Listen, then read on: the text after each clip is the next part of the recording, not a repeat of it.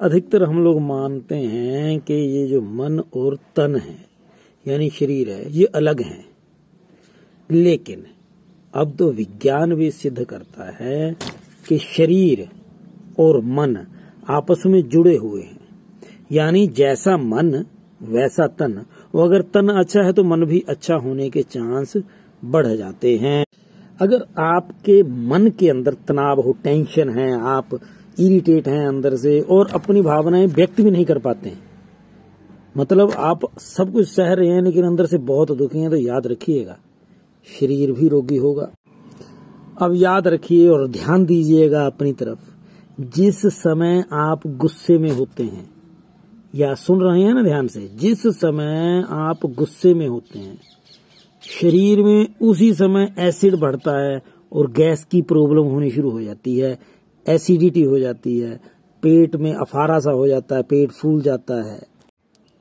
और जो व्यक्ति लोभी प्रवृत्ति ऐसा नहीं कि सिर्फ पैसे की प्रवृत्ति लोभ की होती है, कोई चीज हो घर में पुरानी चीजों को पकड़े करके रखना, ये भी एक प्रवृत्ति है लोभ की।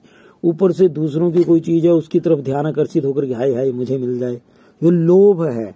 और अपनी चीजों को जाने ना देना, ये जब हो तो पेट खराब हो जाएगा, कब्ज हो जाएगी। मन लोभी है, चीजों को पकड़ करके रखना चाहता है, वो इतना ज्यादा लोभी हो जाता है कि मल को भी पकड़ लेता है, मल को भी छोड़ना नहीं चाहता वो। जिन लोगों की बहुत सारी इच्छाएं होती हैं, गाड़ी ले लूं बड़ी, बड़ा सा मकान बना लूं मैं, नए कपड़े पहनने हैं, नए गहने खरीदने हैं, ठीक है सारी बातें चाहिए, लेकिन अगर उसके कारण दिमाग में तनाव यानी टेंशन हो गई तो उसका सीधा सा प्रभाव आपकी हृदय गति पर भी पड़ता है और आपकी नब्ज बड़ी तेज चलनी शुरू हो जाती है, इम्बैलेंस्ड हो जाती है नब्ज, ब्लड सर्कुलेशन शरीर का इम्बैलेंस हो जाता है। ये सारी चीजें आपको चाहिए, लेकिन शांत चित्त रह करके सामंजस्य बिठा करके सोचना होगा ताकि किसी तरह का नुकसान हमारे शरीर पर ना आ पाए। जो हमारी किडनी है ना, तो एड्रेनलिन नामक ग्रंथि होती है इसके ऊपर, तो वो क्या करती है कि वो जब हमें बड़ी जरूरत हो जाए, मान लो हमारे पीछे कोई कुत्ता पड़ गया तो हमें भागना है, तो हमारे शरीर में वो अचानक ताकत कहाँ से आती है, वो एड्रेनलिन देता है। मतलब जब मजबूरी में कहीं फंस जाए तो एकदम से हो जाता है ना, जोर लग गया, पता ही नहीं चला मैं तो कितनी तेजी से भागा। कई बार आपने देखा होगा कोई बच्चे को बचाने के लिए एकदम से कोई बंदा कूद जाता है और हम देख पलक झपकते ही वो बच्चे को सड़क में से उठा लेता है और गाड़ी से बचा लेता है उस बच्चे को। ऐसा होता है, हमारे जीवन में भी कई बार हुआ है। लेकिन कैसे? एड्रेनलिन ग्रंथि ऐसे हार्मोन्स उस समय शरीर में छोड़ती है।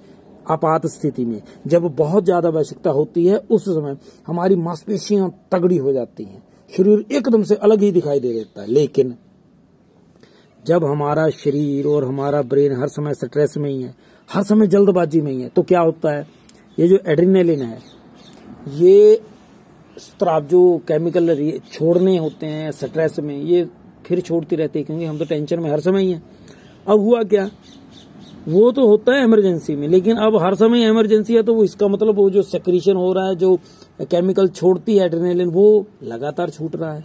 अब उसका दुष्परिणाम क्या, वो यूज तो उतना नहीं ना हुआ, अब वो जो बच गया वो बीमारी क्रिएट करेगा हमारे शरीर में। हमारे शरीर के लिए फायदेमंद था, लेकिन अब क्योंकि वो ज्यादा आ गया शरीर में, उपयोगिता है नहीं उसकी, तो फिर वो नई नई बीमारियां क्रिएट कर देता है।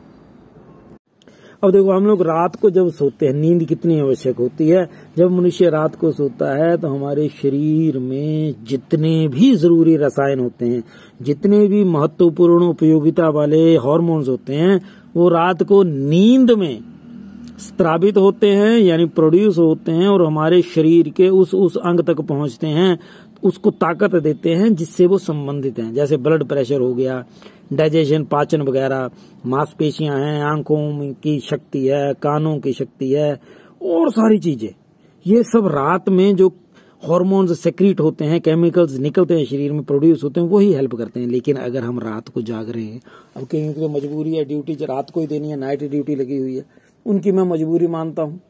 उनके अलावा जो शौकिया रात को देर तक जाग रहे हैं, उनके शरीर में एक तो ये केमिकल्स नहीं आएंगे जो हमारे शरीर प्रोड्यूस ही सोने के बाद करता है। जब हम सोते हैं तभी प्रोडक्शन होती है, वो नहीं होते।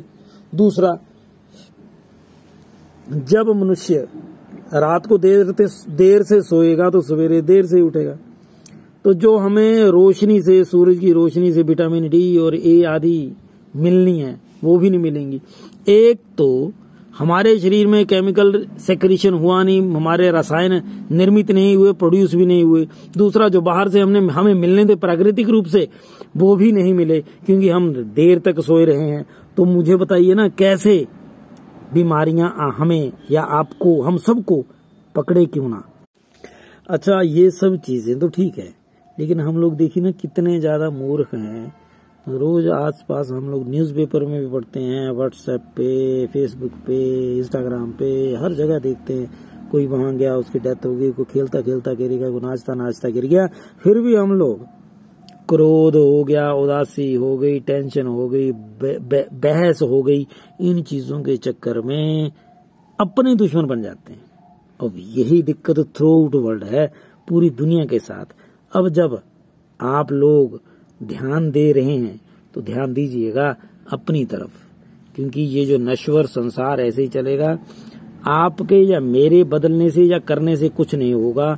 हमें सिर्फ और सिर्फ अपने में बदलाव करना है और जागृत हो जाना है अपने आप में। हमें ये देखना होगा कि भैया हमारा बैलेंस ना बिगड़े।